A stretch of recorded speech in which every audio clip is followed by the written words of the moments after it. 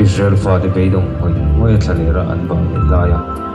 Mosian ne na besin lung te tu kan pathian nge hian beidong om me David en san lawa dei sei na thar kan nei te dan ma kore ani kathil siam ruber